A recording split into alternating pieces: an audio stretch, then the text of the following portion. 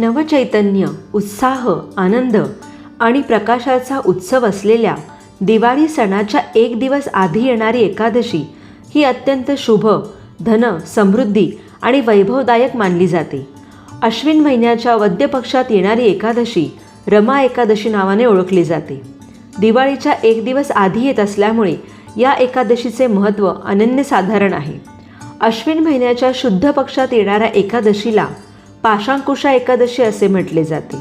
तसेच अश्विन महिन्याच्या वद्य पक्षात येणारी एकादशी चातुर्मासाची सांगता होण्यापूर्वीची शेवटची एकादशी असल्यामुळे रमा एकादशी म्हणून महत्त्वाची मानली गेली आहे. वर्षभरातील सर्व एकादशींना श्री विष्णूचे पूजन केले जाते. मात्र रमा एकादशीला श्री विष्णूचा 8वा अवतार मानले गेलेल्या श्रीकृष्णाचे पूजन केले जाते. रमा एकादशीला श्रीकृष्णाची विधिवत पूजा केल्यास सुख आणि सौभाग्य प्राप्त होते असे सांगितले आहे. घरातील धन, धान्य, समृद्धी वृद्धिंगत होते. पुरुष मंडळींनी हे व्रत केल्यास सांसारिक सुख आणि वैवाहिक जीवन सुखमय होण्यास आशीर्वाद प्राप्त होतात असे मानले जाते. तसेच रमा एकादशीच्या व्रतामुळे मोक्षप्राप्ती होते असेही सांगितले आहे.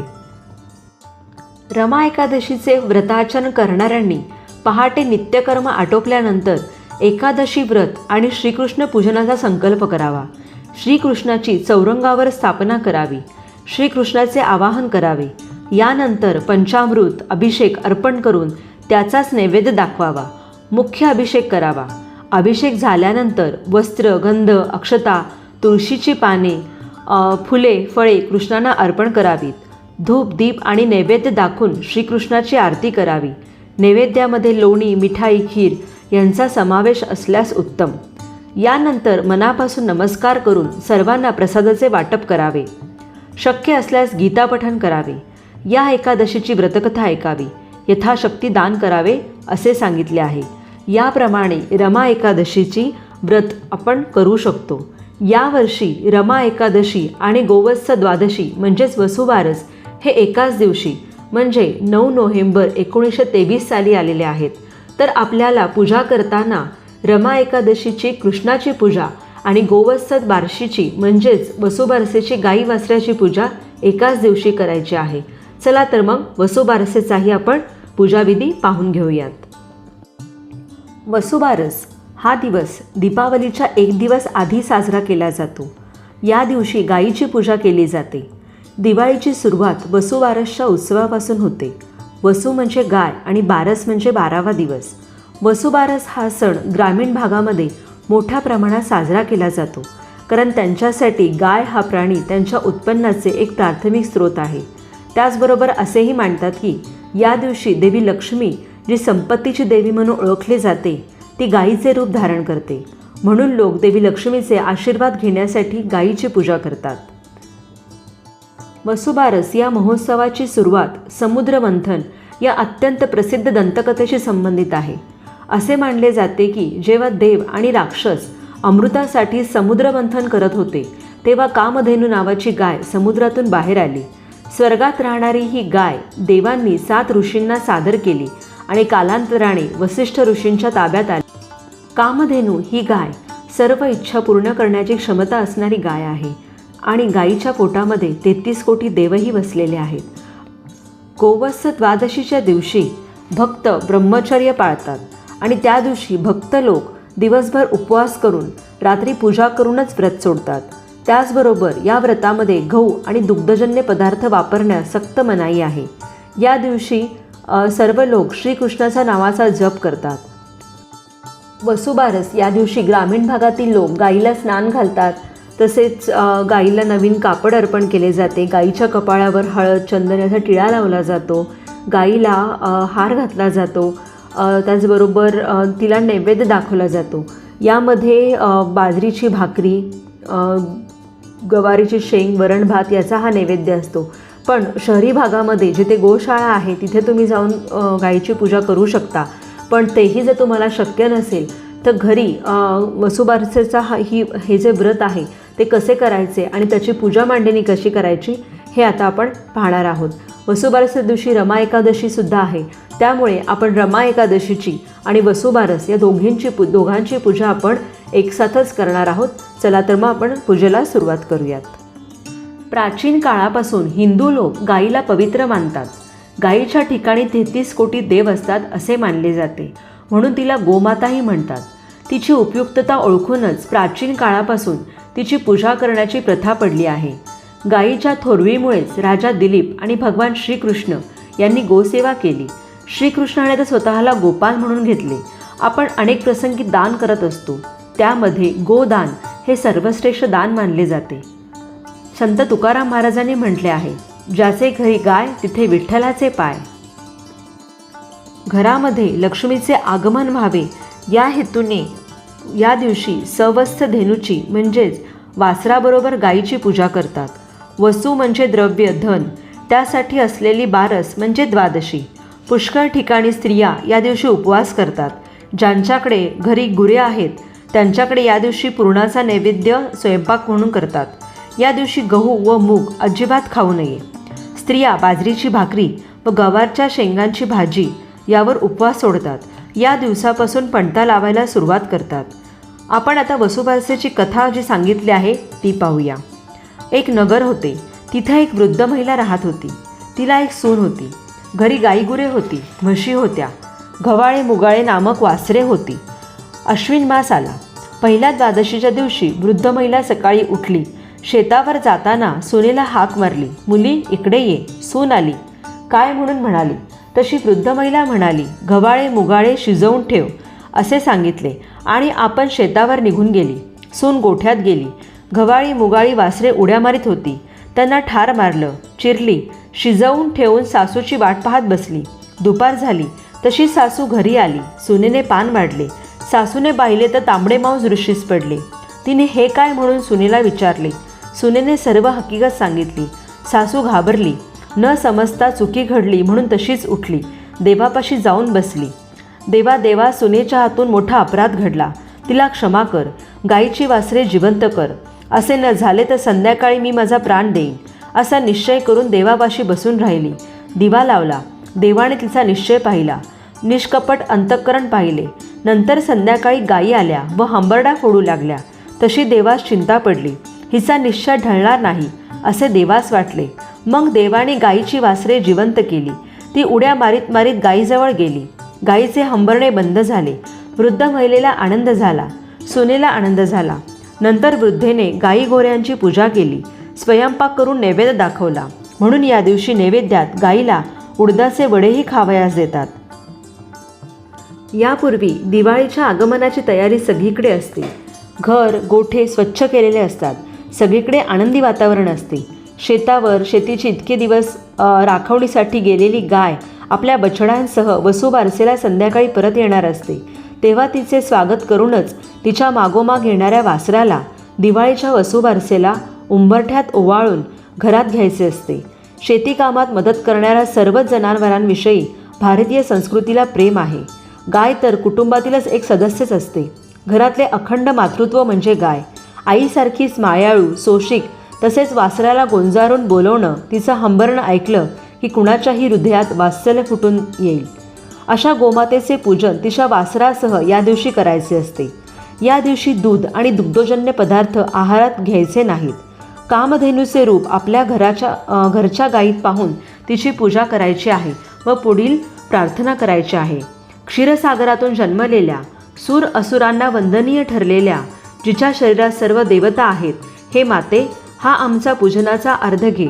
तुला नमस्कार असो. आता आपण घरीच रमा एकादशी आणि वसुबारसेसाठी कशी पूजा करायची ते पाहून घेऊया. सर्वात प्रथम इथे मी पाट मांडून घेतला आहे. पाट मांडायच्या आधी ती जागा धुवून पुसून स्वच्छ केली आहे. गोमूत्र शिंपडलं आहे. पाटासमोर रांगोळी काढून घेतलेली आहे. इथे पाटावर मी अक्षता ठेवते. त्याच्यावर हळदी कुंकू वाहून घेतले आहे आणि सर्वात प्रथम आपण दिवा प्रज्वलित करून घेणार आहोत आणि त्या दिव्याचीही हळद कुंकू, अक्षता आणि फूल वाहून पूजा करून नमस्कार करणार आहोत. कोणत्याही पूजेच्या प्रसंगी अग्नी हा आपल्या साक्षीला हवा, म्हणून सर्वप्रथम आपण दीप प्रज्वलित करून घेत असतो. दीपपूजन झाल्यानंतर इथे आपल्याला आता गणपती बाप्पाची विघ्नहर्ता म्हणून पूजा करून घ्यायची आहे. त्यासाठी मी इथे तांदूळ ठेवले आहे. तांदूळावर जोडीचे विड्याचे पान ठेवले आहे. त्यावर पुन्हा तांदूळ ठेवून त्याच्यावर हळदी कुंकू वाहून घेणार आहे.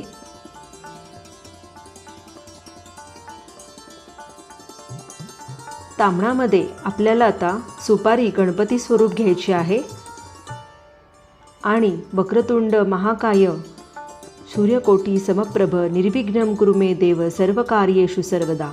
ओम गम गणपतये नमः, ओम गम गणपतये नमः, ओम गम गणपतये नमः असं म्हणत म्हणत आपल्याला गणपतीरूपी सुपारीला अभिषेक करून घ्यायचा आहे.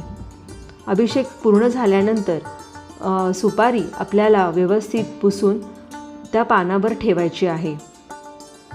सुपारीला गंध, हळद, कुंकू वाहून, अक्षता वाहून, फूल वाहून त्याची पूजा करायची आहे व आपली ही रमा एकादशी आणि वसुबारसेची पूजा निर्विघ्नपणे पार पडू दे म्हणून गणपतीला आपण प्रार्थना करणार आहोत.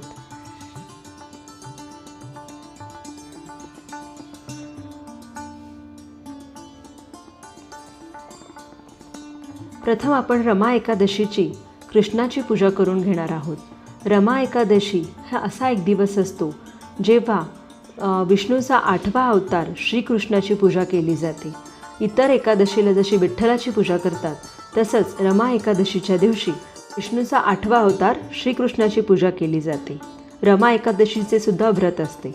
यासाठी आता ही बाळकृष्णाची मूर्ती आहे, ही मी ताम्हणात घेतली आहे. बाळकृष्णाच्या मूर्तीला आपण कृष्णाची नावे घेऊन अभिषेक करणार आहोत.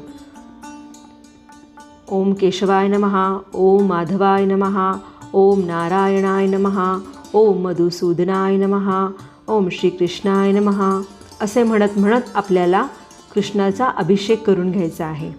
यानंतर बाळकृष्णाची मूर्ती स्वच्छ पुसून तांदूळ ठेवून त्या अक्षतांवर हळदी कुंकू वाहून त्याच्यावर आपल्याला स्थापित करायची आहे.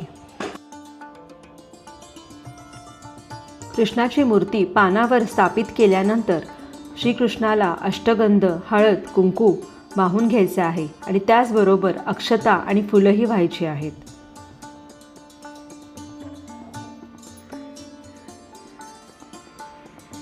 कृष्णाला इथे वस्त्रही अर्पण करायचे आहे.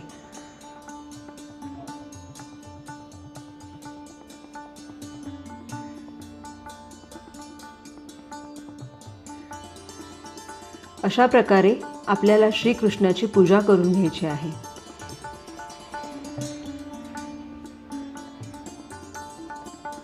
मी हे इथे कापसाचे वस्त्र घातले आहे. तुमच्याकडे श्रीकृष्णाचे वस्त्र असतील नवीन तर तेही तुम्ही घालू शकता. अशा प्रकारे श्रीकृष्णाची पूजा झाल्यानंतर आपल्याला वसुबारसेसाठी गायीची पूजा करायची आहे. तर माझ्याकडे हे बघा असं गाय वासरूची पितळाची मूर्ती आहे. तर या मूर्तीचा प्रथम मी अभिषेक करून घेणार आहे. कामधेनू मातेचे स्मरण करत आपल्याला गायीच्या पायावर आपल्याला पाणी घालायचं आहे आणि गायीच्या मूर्तीला पंचामृताने अभिषेक करून घ्यायचा आहे. प्रथम आपण उष्ण पाण्याने अभिषेक करतो आणि नंतर आपण पंचामृताने अभिषेक करायचा आहे. पंचामृताने अभिषेक झाल्यानंतर पुन्हा एकदा आपल्याला स्वच्छ पाण्याने गायीला अभिषेक करून घ्यायचा आहे. जशी आपण श्रीकृष्णाची मूर्ती स्थापित केली तशीच आपल्याला ही गाय वासराची मूर्ती आहे तीही पानांवर अक्षता ठेवून स्थापित करून घ्यायची आहे.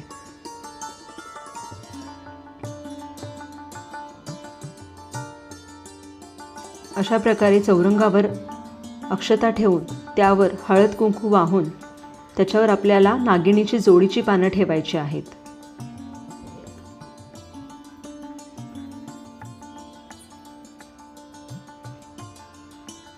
जोडीचे असे पान ठेवायचे आहे.